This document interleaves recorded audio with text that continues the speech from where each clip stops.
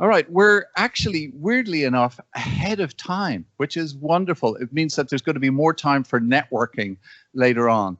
And I think what we'll do, without perhaps further ado, is because we have a really quite a packed program, is we're going to move on to the next phase of the presentations this morning. And I believe that those are the lightning talks, Helen, if I'm not mistaken. So those are going to be with you in just a moment. So we have, I think, 3 speakers who are delivering lightning talks, and it will be from here.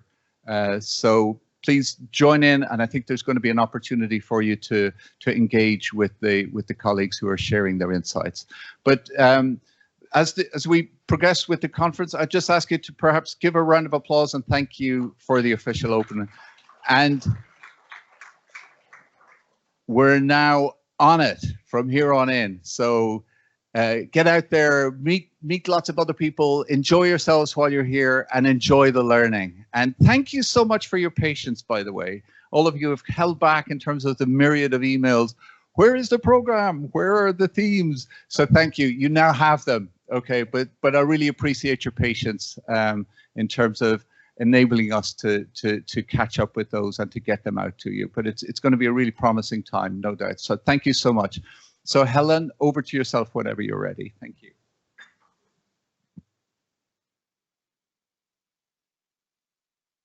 I would say that perhaps in introducing Helen, that she, in the spirit of ISEC and in the spirit of Include, that learner voice is a significant part of what we do. And Helen is a PhD student who here at the University of Worcester, who's looking at the development of accessible technology curriculum for primary school teacher educators. So if information technologies, if you're interested in whatever else, really passionate individual in terms of all things technical and all things accessible in relation to accessibility. So especially around teacher education. But over to yourself, Helen. Thank you. We are running a little bit early, but we have 3 really good lightning talks. The first is, I know, ready to go. Are you ready to go? Do you want to start early? Is that okay, Sean? We can do that. Okay. I would like to welcome Raluca Sarbu. Is that right? Okay. If I can ask you to stand here, because we have it's to you. The camera is pointing this direction. Great, you're all set. Excellent. Yeah, right. Okay. Thank you very much. I must admit I feel a little bit intimidated because after such complex introductions. Yeah, can you hear me now? Right. So thank you very much. My name is Raluca Sarbu. I'm a senior lecturer in social work team here at the University of Worcester. I was saying before, I feel a little bit intimidated because, after such complex things and just going around and seeing the topics discussed today, I think the idea I will present you will look a little bit simple. However, as always, the simple things take time to be digested, and it took us a few years to be able to start the project. I will just give you a couple of details of. So big challenge for me to talk in such a short time. All right, I will do it old-fashioned. So fighting against. Yeah. All right. Okay. This is not being taken from my time, right? All right. Okay. All right. Okay, so as I said, I'm part of the social work team here at the University of Worcester, teaching both undergraduate and postgraduate program. Just to give you a little bit of context, why this project, I will present you in a minute. In the last 3 years, we've seen an increasing number of international students joining us for completing the Masters in Social Work. So much so that at this point in time, 85% of our students in the master's program are international students. Now, it's a big challenge, as you can imagine, to join a very different context, a very different landscape, particularly in relation to social work, which is a very regulated and very under, scrutiny profession. Not only here, I'm sure about this. So after a few years of gathering feedback from students and just experiencing ourselves as a teaching team, how the things are going in relation to teaching and academic performance, and how our students are feeling during their time here, we decided to put together a pilot project which started last year. So it's gonna be not a pilot anymore, starting from September, and this is what I'm gonna talk about in a few minutes time. The project is named Here With You, For You.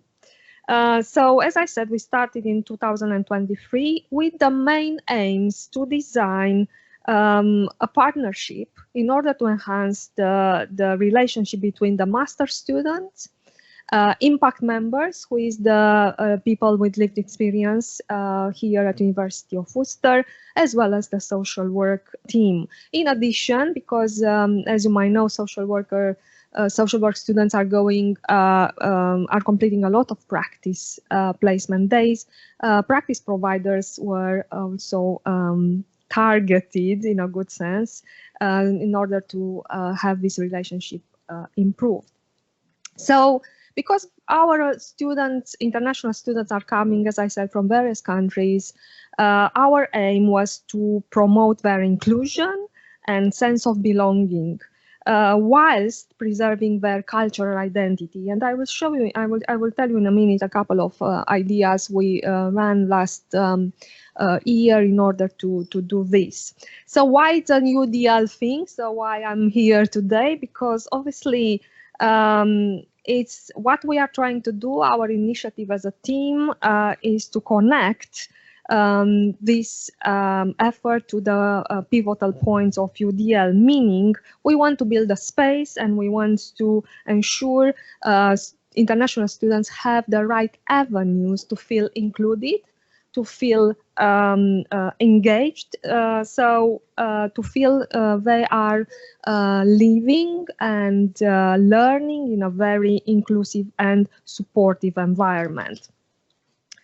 So what we are trying to do is to promote a relationship-based, partnership-based learning, and this is a very much social work thing, relationship-based, but I think it's very much applicable in education, no matter what the area of interest is. So we want a relationship-based learning, a flexible and personalized approach. Now, with the flexibility, as I said, social work is a very regulated profession, so we can't negotiate in terms of the content. However, we can always bring new ideas and all right, so how are we doing this? Starting from last year, we had a couple of pre-arrival sessions. And then once students arrived, we organized drop-in sessions online and face-to-face, depending on how they wanted, individual sessions, group sessions. And in relation to preserving their identity and involvement and being part of community, we also organized some events, social events. So we had a Christmas bring and share event where we were able to share, Christmas traditions and food. And we will have another one as a summer edition of doing the same thing. So just to finalize, because I'm aware of the time, we are trying to adapt the learning environment and show them we are here for them, with the big goals to improve their learning, their academic performance, their retention, and not ultimately their employment. Okay, I'm right in time. Okay, thank you very much. Thank you. Thank you very much. The lightning talks are 5 minutes long, so if you have any questions that you'd like to kind of ask. No, if not, I will welcome our next. Oh, yes, absolutely.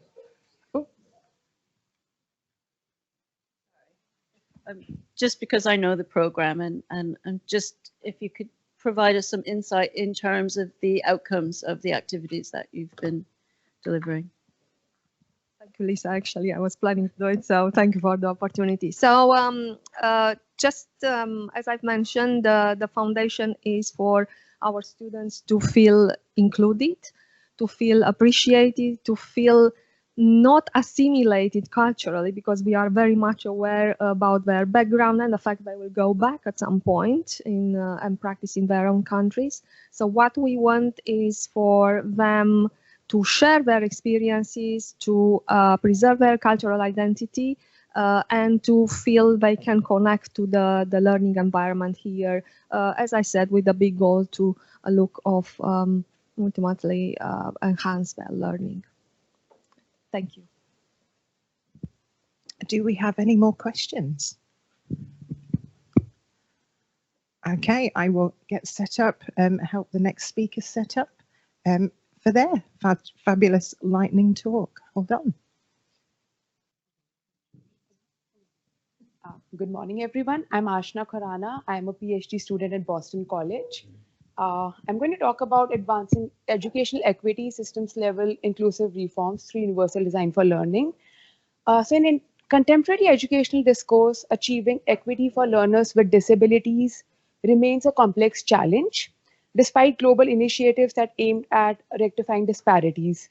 The UDL framework addresses the need for intentional design to counteract systemic disparities, and prevailing paradigms often adopt a siloed approach that they're focusing on one kind of a problem or addressing the root cause of disparities. However, there's a need to, or there's a necessity to, for a comprehensive and distributive models that prioritize equitable access and interrogate structural determinants. So a system level lens is imperative in this context, as it allows for holistic understanding of a multifaceted factors that influence educational outcomes for students with disabilities. Since the UDL framework primarily focuses on the classrooms or school as a unit of analysis, adopting a systems change perspective expands the scope of inquiry to encompass broader structural and systemic factors that impact educational equity. So we can see that most of the application of UDL framework is limited to the classrooms or just one school. We are not talking about the school systems or the network of schools or the districts per se. So the approach, the scope is limited to just one school or one classroom. So this broader perspective or systems approach is essential for developing inclusive policies and practices that address the diverse needs of all learners and promote equitable access to quality education. Again, there's a need to explore system level inclusive reforms within the educational settings that focus on organizational learning as a catalyst for driving advancements in inclusivity. And by critically examining the dynamics in educational equity and justice, it contributes to discourse on creating equitable education systems that employ the UDL framework to carry out systems change in school networks or districts. So we need to shift the focus from classrooms to the school systems so as to address the various barriers at once and present solutions that have worked in different contexts.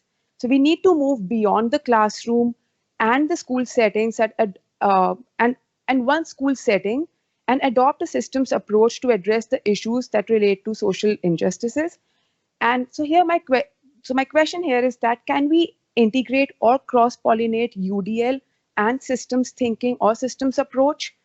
And is it time to move beyond the one classroom and one school system or one school setting and talk about the entire district or a network of schools?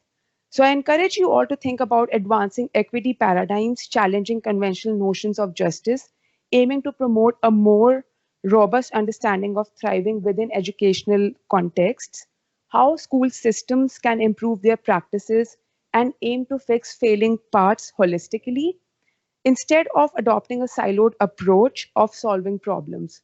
So instead of focusing just on continued professional development or improving instruction, let's adopt a systems approach, start with policies and different lenses and different perspectives to solve the problem of social injustices or inequity or educational disparity.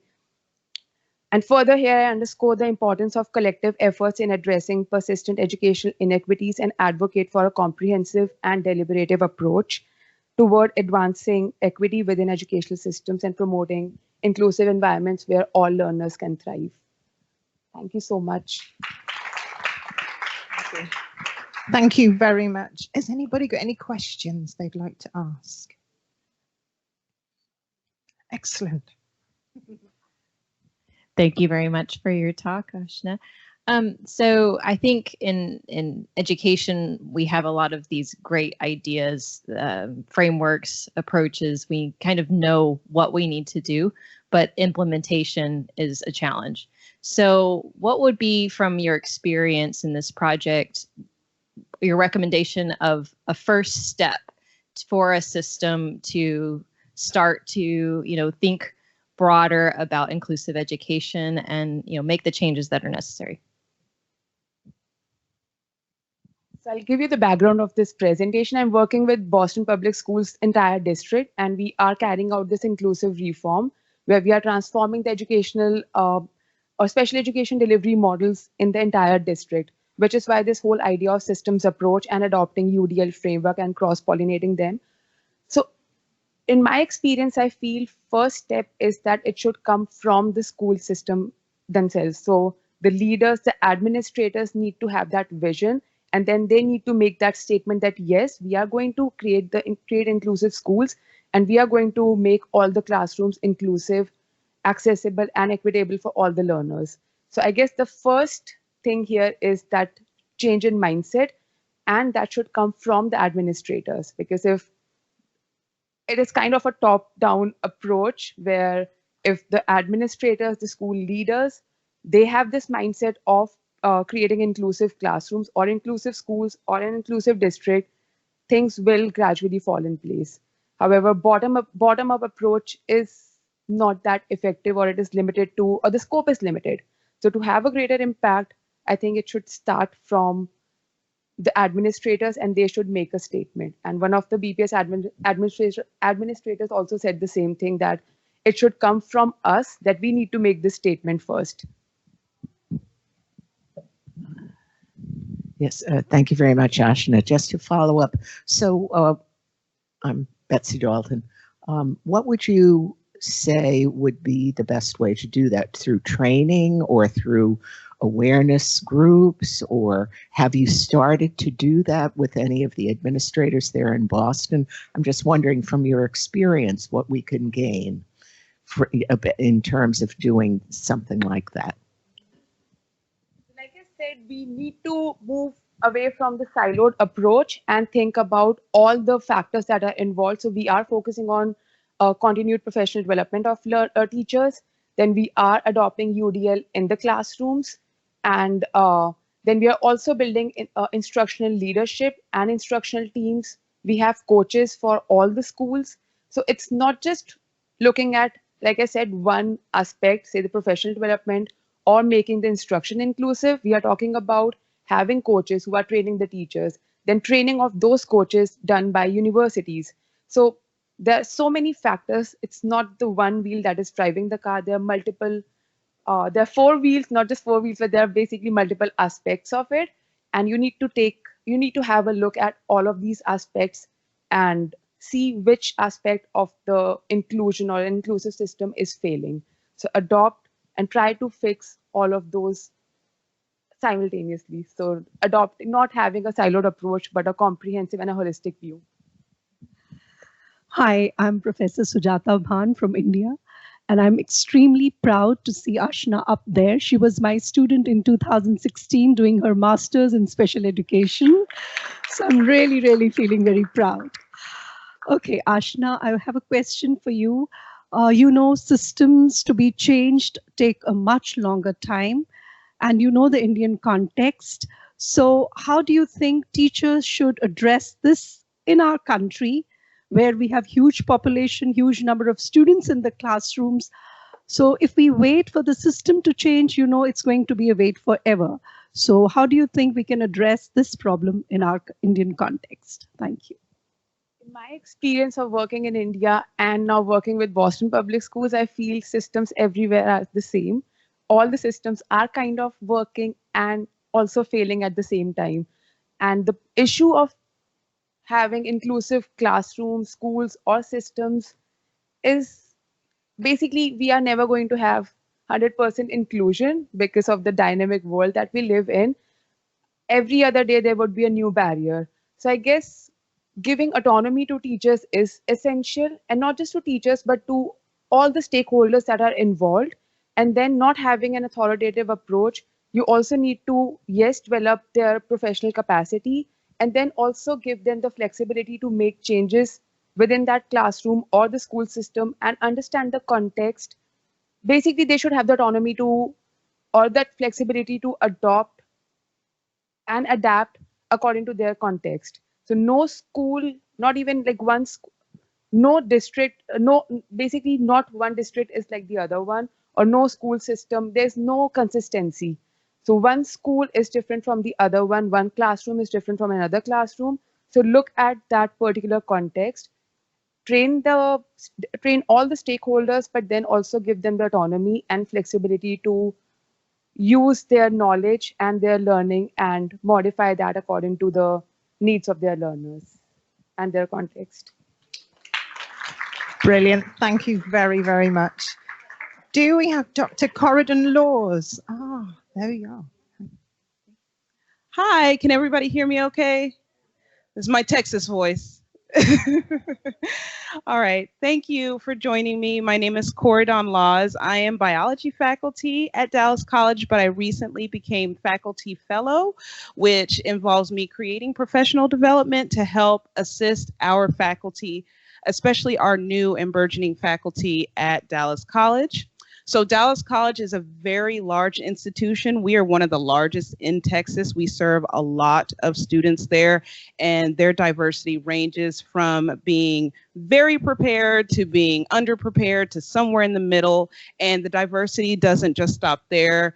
Large different diversities based on ethnicity, neurodiversity. So the diversity is everywhere. One of the things that I found is that when we came back after the pandemic related closures is that a lot of our faculty, over 50% of our faculty, are feeling very burnt out, and they do not know how to address student engagement. So that was a big issue that they had here. And so as a faculty fellow, I was thinking, what are some ways that we can address this burnout, but also help our faculty persist with the engagement and help our students be more engaged in the classroom? And that's when I learned about UDL. So Universal Design for Learning is also very new to me, and it's new to our faculty, but I wanted to incorporate that in our professional development curriculum that we have. And one of the things that I decided to do is create an opportunity for them to not only learn about UDL, but provide a space for collaboration while also allowing them to have professional development hours, which is a part of their regular requirements as faculty. So I developed an asynchronous and synchronous course around a book called Transforming Your Teaching with UDL. And here, when I presented that to our faculty, they indicated that they were very curious, they were interested, they thought it was achievable. And so that's what I did. I presented activities that came out of that book.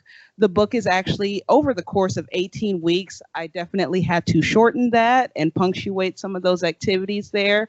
But when we come around full circle, one of the things that I noticed is that faculty that did participate in those collaborative spaces and in those synchronous spaces, they felt like they were able to learn from each other, and it didn't create as much burnt out. They felt like that they could go on to the next semester or the next academic year with more fervor to address some of the student engagement that they feel like they were lacking when they came back from the pandemic. And it helped them address some of their own biases that they had, some of their own assumptions that they made about students prior to teaching them for the first time or for multiple times.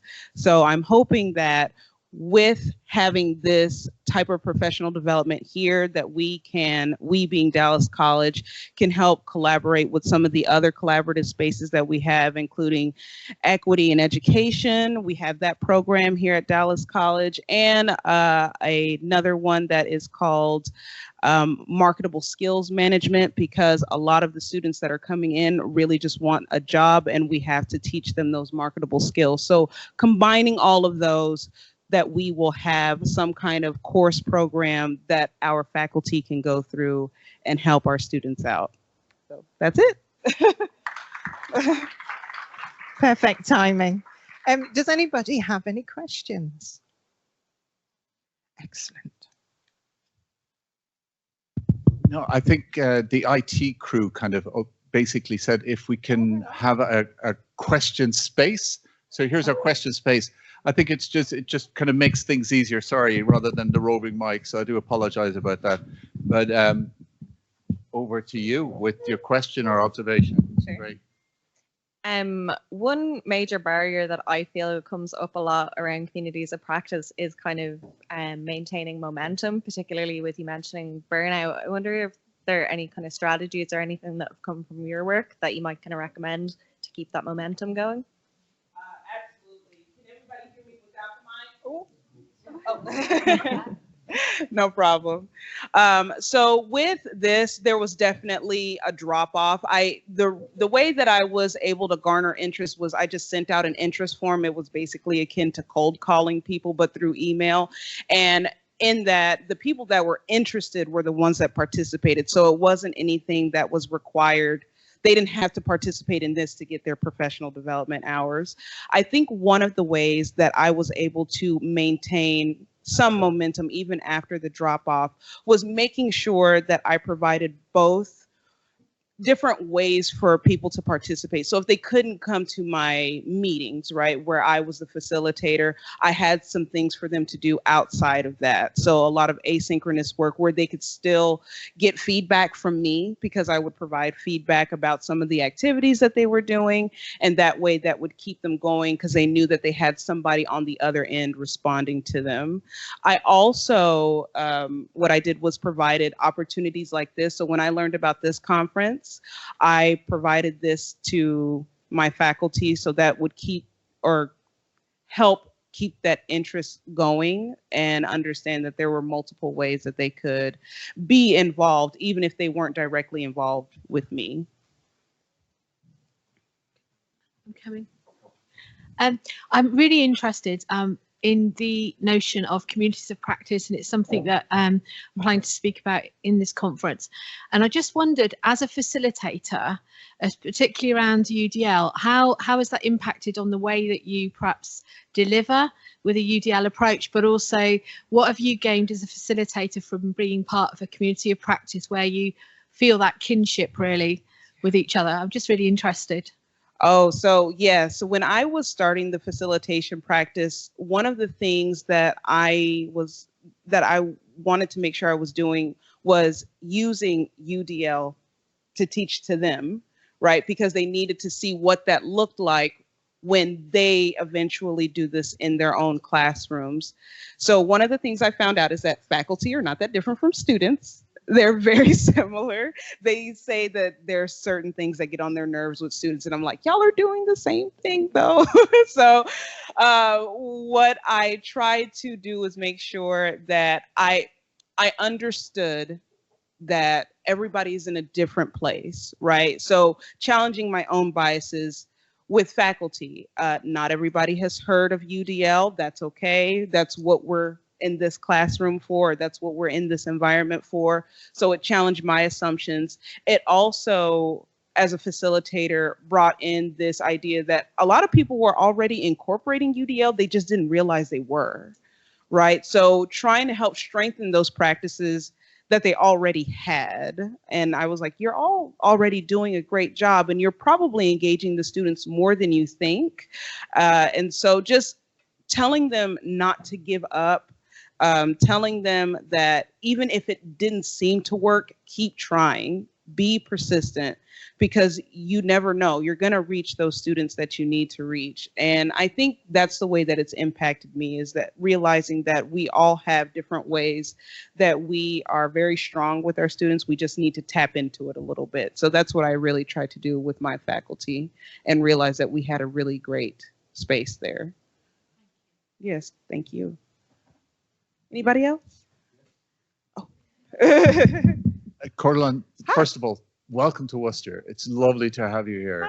Hi. Secondly, I want to thank you for mentioning staff, because I think a lot of UDL has been, and rightly so, it's learner focused, right? But I suppose if we go back to universal design, we kind of think about social accessibility, we think about technological accessibility, we think about architectural accessibility. But I think it's also about people, and it's about our cognition, right? And I don't think enough, perhaps, is made of the, and I'm conscious of Emma's little poster advice here. Don't make a statement, ask a question. Yeah, that was point number one in the bag. But I wanted to ask you, how has that manifested in terms of taking better care of staff? You identified that COVID, and I don't think we really talk about this enough, to be perfectly honest, has impacted tremendously on student mental health, and that has impacted on our mental health as practitioners. So I'm just curious in what ways it has benefited. If you've seen some of those benefits, you certainly have it in terms of what your findings are, but how have you seen that manifested, if you have? And maybe even personally for yourself as well. Thank you. Thank you. I think, so I have yet to see how it's going to affect us district-wide with Dallas College, but just on a personal level with some of the people that were also facilitators in the professional development course. One of the things that they really liked to know is, or just the recognition of them, like making sure that I told them, hey, you're doing a good job. That seemed to really reduce the level of burnout when I could acknowledge their achievements within my course, right? So that's something that I really encourage the administrators to do. So we have chairs and deans and vice provosts, and I think because they're just so busy with their jobs, I reached out to them and I was like, you need to make sure that you are acknowledging where our staff and our faculty are making strides here. So that was one thing that I think is changing a little bit. It's still slow, but it is changing. Because I am kind of a liaison between those two aspects of the college. And some other ways, just the diversity, because I did have faculty from multiple schools, and just learning about how they are able to spread their knowledge, or I'm sorry, how they're able to spread their knowledge of UDL with their students has actually personally affected me, because, I'm biology faculty, so I'm getting lots of medical students or people that are going to be medical students eventually. But just the plethora of different types of people that we have that we are catering to, our stakeholders, which most of them are going to be our students. I have learned that our faculty are reaching them in ways that I could never imagine. So some of them are doing research with their students, even though they don't have time to do that. Some of them are incorporating marketable skills with their students, which again, a lot of them don't have time. So just learning how all of these practices are incorporating into each other, that has changed me a lot as well. So I hope that answers the question, Sean. Thank you very much. So that's the end of our lightning talks, and I have to say, I think that's warmed us up really, really well in terms of the topic. So can we just have a very quick round of applause for our three speakers that opened the conference? Thank you. Thank you very much. Thank you, Helen, and thank you for the lightning speakers. It was indeed a lightning to start with. We hope more rain and windstorm and snowstorms to follow. But I think it's due time for a little sort of relax next half an hour, looking at the poster presentations, which was displayed around the room by our very interesting presentation guest here. But I would suggest that we're starting it now at 12. We aim to get back to the next by 12:30. So if we could have a go around the posters and arrive back onto the table for any sort of extended discussions or questions on the posters, that would be great. But as you're moving about, feel free to help yourself to the drinks and snacks left still over there. So yeah, that's it. And by the way, my name is Seithu Sundari, one of the senior academic within the nursing and midwifery team at University of Worcester. And I've been helping out Sean and the team and the international team here with just doing my little bits and bobs to set out the conference. So you'll see me around for the rest of the conference. Thank you. I forgot my introduction.